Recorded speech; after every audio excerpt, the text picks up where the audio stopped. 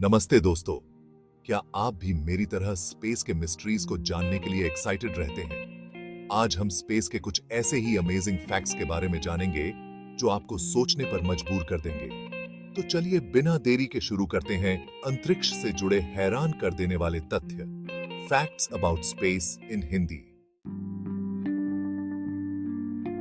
क्या आप जानते हैं कि इंसानों से पहले स्पेस की जर्नी जानवरों ने की थी? यह एक बहुत ही रोमांचक और साहसिक कदम था। साल 1939 में एल्बर्ट फरी नाम का एक मंकी स्पेस में जाने वाला पहला जानवर बन गया था। यह मिशन बहुत ही महत्वपूर्ण था और इसे बड़े ध्यान से प्लान किया गया था। यह एक बहुत बड़ी बात थी, लेकिन पैराशूट की प्रॉब्लम के कारण एल्बर्ट फरी की डेथ हो गई। यह घटना बहुत ही दुखद थी और इससे हमें बहुत कुछ सीखने को मिला। इसके बाद एल्बर्ट 30 और आईफी और यहां तक कि एक चूहे को भी स्पेस में भेजा गया। इन मिशनों ने हमें स्पेस के बारे में और अधिक जानकारी दी। इन जानवरों ने साइंस के लिए अपनी जान दे दी। उनकी कुर्बानी ने हमें स्पेस एक्सप्लोरेशन में आगे बढ़ने का रास्ता दिखाया। हमारा यूनिवर्स अजूबों से भरा हुआ है और नासा लगातार इसकी खोज कर रहा है। क्या आप जानते हैं कि नासा अब तक पृथ्वी जैसे दिखने वाले 10 प्लैनेट्स खोज चुका है? इनमें से कुछ पर तो पानी और लाइफ भी हो सकती है। यह सोचकर ही अच्छा लगता है कि क्या फ्यूचर में हम किसी दूसरे प्लैनेट पर लाइफ खोज पाएंगे? जब हम रात को आसमान में बहुत सारे स्टार्स देखते हैं, तो हमें एहसास होता है कि हमारा यूनिवर्स कितना बड़ा है। वैज्ञानिकों का कहना है कि इस यूनिवर्स में 200 बिलियन से भी ज्यादा गैलेक्सीज मौजूद हैं। हर गैलेक्सी में अरबों खरबों स्टार्स होते हैं और हर स्टार का अपना एक सोलर सिस्टम हो सकता है। यह सोचकर ही दिमाग घूम जाता है ना? ब्लैक होल, स्पेस के ये मिस्टीरियस दानव हमेशा से वैज्ञानिकों के लिए इंटरेस्टिंग रहे हैं। लेकिन क्या आप जानते हैं कि ये ब्लैक होल बनते कैसे हैं? जब एक सूरज जैसे विशाल तारे का फ्यूल खत्म हो जाता है, तो वह अपने ही गुरुत्वाकर्षण के कारण छोटा होने लगता है और अंत में एक बिंदु में सिमट जाता है, जिसे ब्लैक होल कहा जाता है। हमारे यूनिवर्स में बहुत सारे ब्लैक होल हैं, लेकिन उनमें से एक है टॉन 618, जो बहुत बड़ा है। यह यूनिवर्स का अब तक का सबसे बड़ा ज्ञात ब्लैक होल है, जिसका वेट हमारे सूरज से 600 बिलियन गुना ज्यादा है। यह सोचकर ही डर लगता है कि अगर हमारा सोलर सिस्टम इस ब्लैक होल के पास होता तो क्या होता। हमारी पृथ्वी, हमारा सोलर सिस्टम, एक बहुत बड़ी गैलेक्सी का हिस्सा है जिसे मिल्की वे कहा जाता है। यह गैलेक्सी इतनी बड़ी है कि अगर हमारे पास लाइट की स्पीड से चलने वाला कोई स्पेस यान भी हो, तो भी हमें इसे पार करने में 1 लाख साल लग जाएंगे। यह सोचकर ही हैरानी होती है कि इस विशाल यूनिवर्स में हम कितने छोटे हैं। हम सभी जानते हैं कि सूरज बहुत गर्म होता है, लेकिन क्या आप जानते हैं कि हमारे पैरों के नीचे पृथ्वी के सेंटर में भी बहुत गर्मी है? पृथ्वी के सेंटर का तापमान लगभग 6000 डिग्री सेल्सियस है, जो सूरज की सतह के तापमान के बराबर है। यह गर्मी हमारे प्लैनेट को रहने लायक बनाने में मदद करती है। सूरज में जो एनर्जी होती है, वह जलने से नहीं, बल्कि न्यूक्लियर फ्यूजन नामक प्रोसेस से होती है। इस प्रोसेस में सूरज के सेंटर में मौजूद हाइड्रोजन परमाणु एक दूसरे से टकराकर हीलियम बनाते हैं और बहुत सारी एनर्जी छोड़ते हैं। क्या आप मानेंगे कि हमारे सोलर सिस्टम में ऐसे प्लैनेट्स हैं जहां हीरों की बारिश होती है? यूरेनस और नेपट्यून, ये दोनों प्लैनेट्स बहुत ठंडे होने के लिए जाने जाते हैं। इन प्लैनेट्स के वातावरण में मौजूद मीथेन गैस बहुत ज्यादा दबाव और टेम्परेचर के कारण हीरों में बदल जाती है और फिर ये हीरे बारिश के रूप में इन प्लैनेट्स की सतह पर गिरते हैं।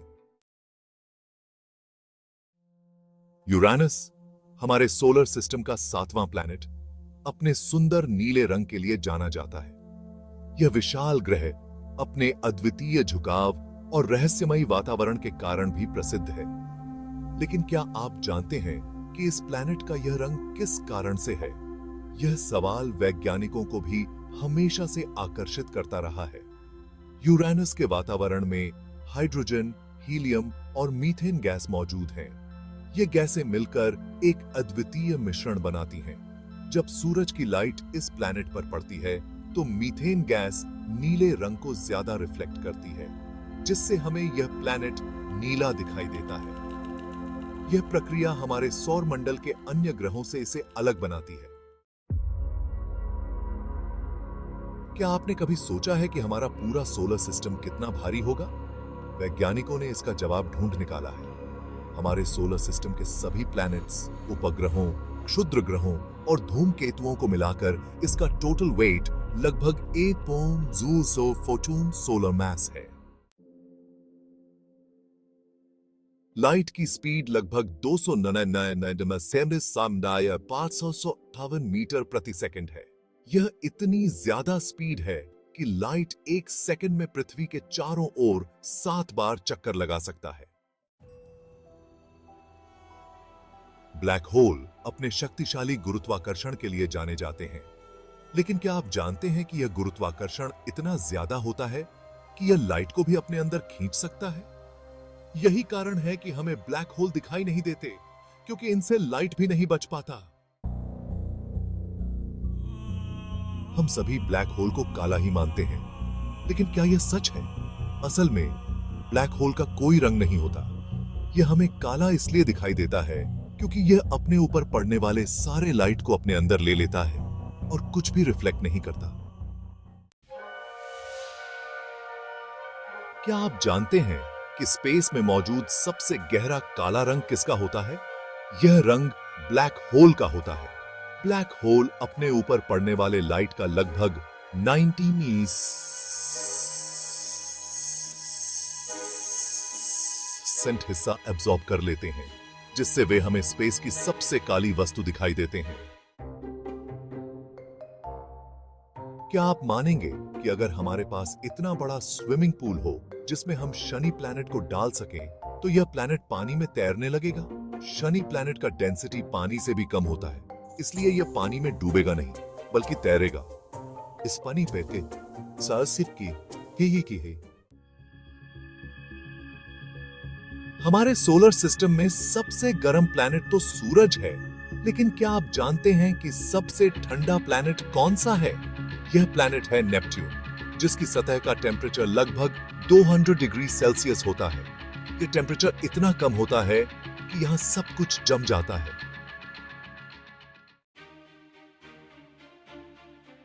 12 अप्रैल 1966 का दिन मानव इतिहास में बहुत खास है, क्योंकि इस दिन रूस के एस्ट्रोनॉट यूरी गागरिन ने स्पेस में पहला कदम रखा था।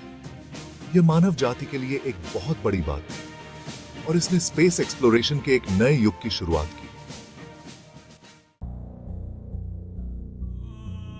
हम जानते हैं कि हमारा यूनिवर्स लगातार फैल रहा है, लेकिन क्या आप जानते हैं कि यह क्यों हो रहा है? वैज्ञानिकों का मानना है कि इसके पीछे एक रहस्यमय एनर्जी का हाथ है, जिसे डार्क एनर्जी कहा जाता है। यह एनर्जी पूरे यूनिवर्स में फैली हुई है और यह गुरुत्वाकर्षण के ऑपोजिट काम करती है, जिससे यूनिवर्स का विस्तार हो रहा है।